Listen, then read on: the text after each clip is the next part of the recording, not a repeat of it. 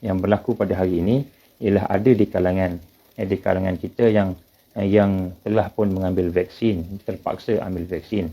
Kalau tak ambil, dia kena buang kerja. Bukan saja kena buang kerja, mungkin dia kena bayar ganti rugi sampai RM50,000 yang ada di kalangan kita. Jadi pada hari ini, dalam masa sikit ni, saya nak cuba sentuh sikit tentang perkara ini sebagai panduan kita sebagai pengguna, sebagai hak kita sebagai pengguna. Jadi yang pertama sekali, saya telah melihat beberapa kejadian-kejadian yang berlaku.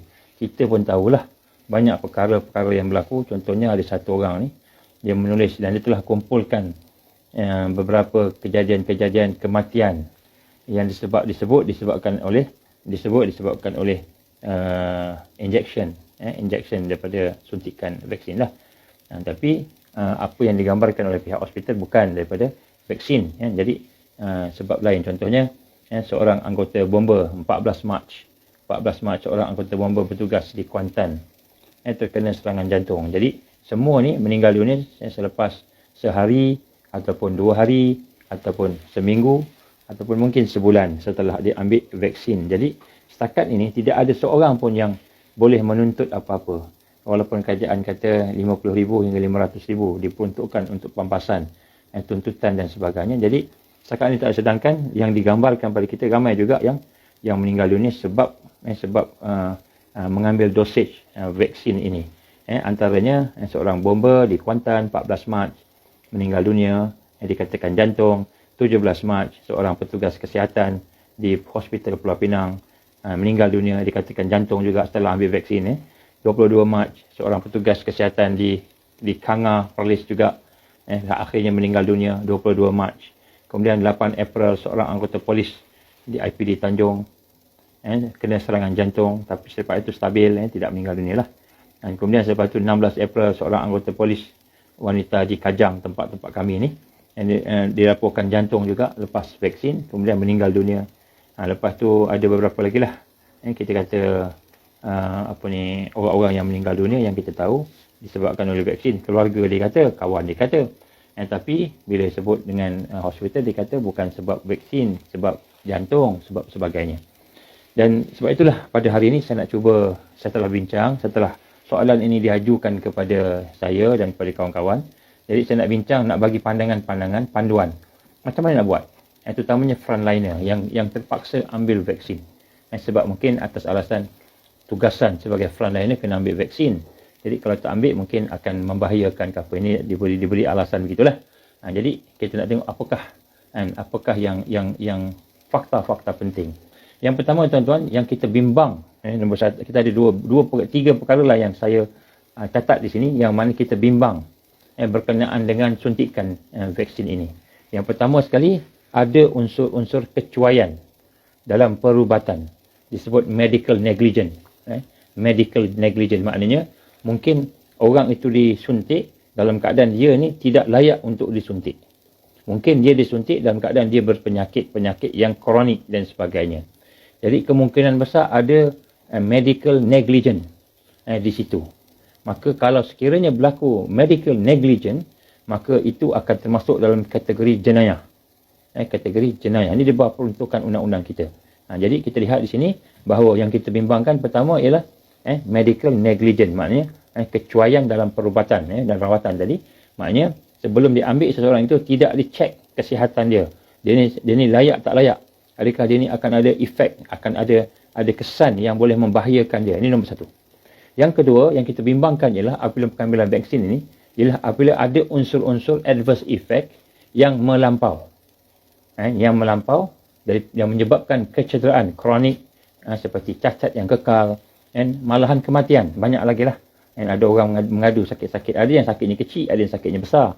Ada yang sakitnya jantung, ada yang sakitnya sakit dada sahaja, ada yang sakit otot sahaja, ada yang pening-pening kepala dan sebagainya. Jadi apabila ia datang daripada suntikan experimental vaksin ini, jadi kita perlu mengetahui kesan daripada kita. Maknanya kita tahu, yang kita bimbang, kita inject, kita tak tahu kesan dia, kita tak dapat nak trace kesan-kesan tu. Kita ingat, okey, tiba-tiba sakit, mati. Sakit mati. Jadi bila mati tengok jantung.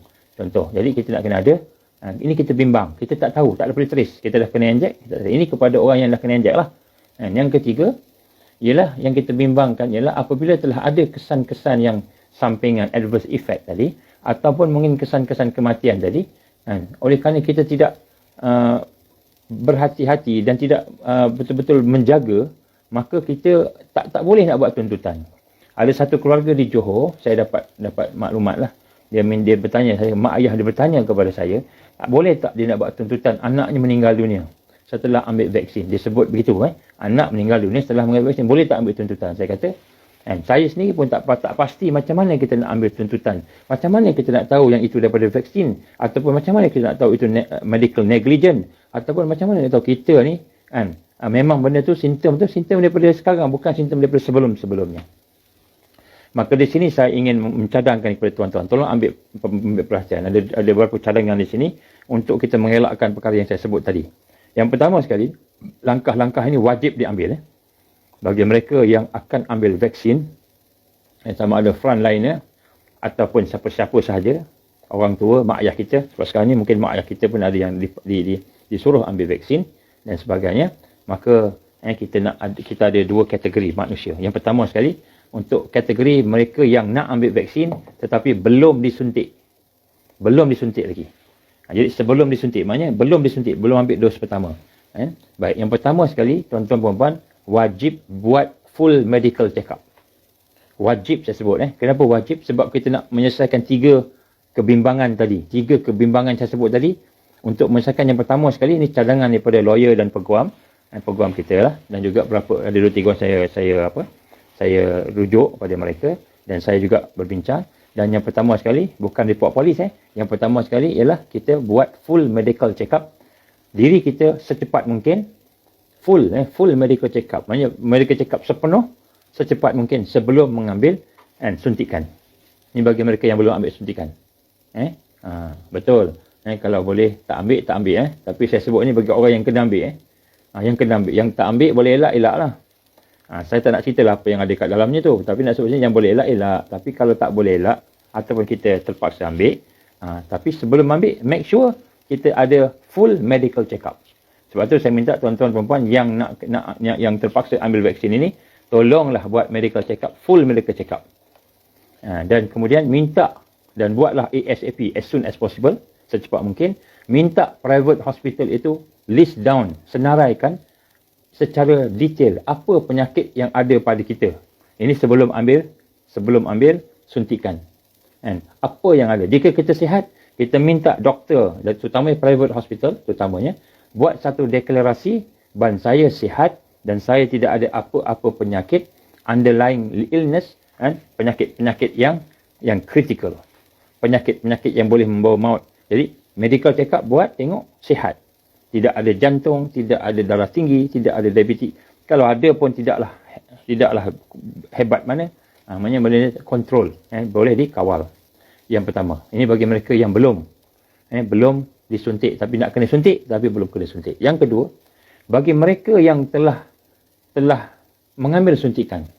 Terutamanya frontliner. Nurse, doktor, polis, tentera yang telah ambil suntikan. Sebelum ni saya sebut tentang langkah-langkah macam mana kalau kita nak pertahankan diri kita, contohnya detoksi dan sebagainya. Itu dari sudut persiapan yang saya dah sebut dah sebelum ni. Ini dah saya sebut tentang dari sudut kita ni, nak follow up diri kita.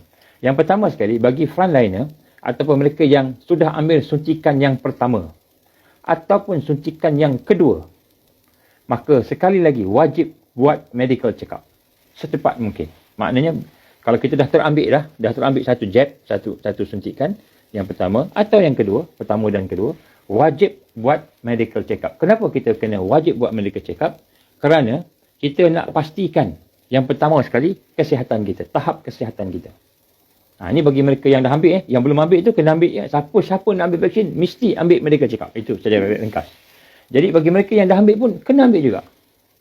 Kenapa kena ambil juga?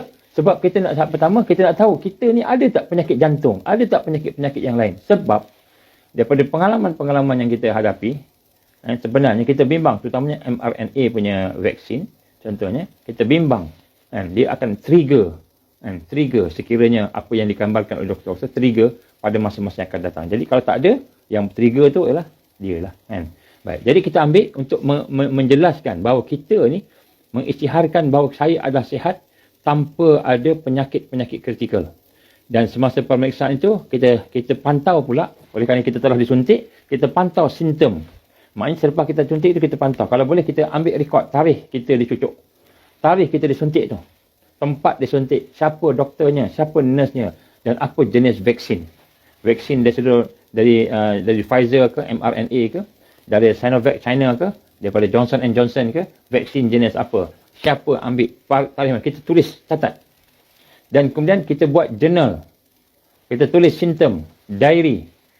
Contohnya sakit apa? Hari pertama sakit A, B, C, D. Hari kedua sakit makin kurang. Hari ketiga tak habis sakit. Contoh. Ataupun sakit pertama, hari pertama kepala. Hari kedua rasa pedih jantung, dada pedih. Hari ketiga rasa perut pula, buah pinggang pula rasa sakit. Jadi kita buat satu journal, diary. Setelah kita buat medical check up. Mesti ada medical check up. Nanti saya akan cakap kenapa kita kena ada medical check up. Dan selepas itu, kita ambil gambar. Kalau mereka yang dah ambil gambar, video sebagai bukti kita sihat atau sebagai bukti simptom-simptom yang ada pada kita. Contohnya kalau kita ada reaksi bengkak, mungkin reaksi kita sawan apa, ambil video sebagai satu bahan bukti. Sekiranya ada keperluan, kita boleh menggunakan bahan tersebut pada masa akan datang. Selepas itu. Dan setelah siap kita buat medical check up, kita rekodkan sebagainya, maka sama ada hubungi saya ataupun hubungi PPIM. Nah, sebut kat sini tuan-tuan dan puan-puan rahmati Allah Subhanahu Wa Taala, kenapa hubungi? Sebagai rekod saja. Saya sekian kan? Dan kemudian selepas tu saya akan dah buat medical check up sebagainya.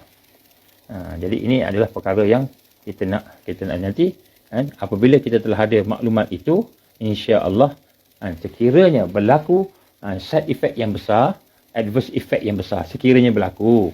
Kalau tak berlaku, tak ada apa. Kita doa tak berlakulah.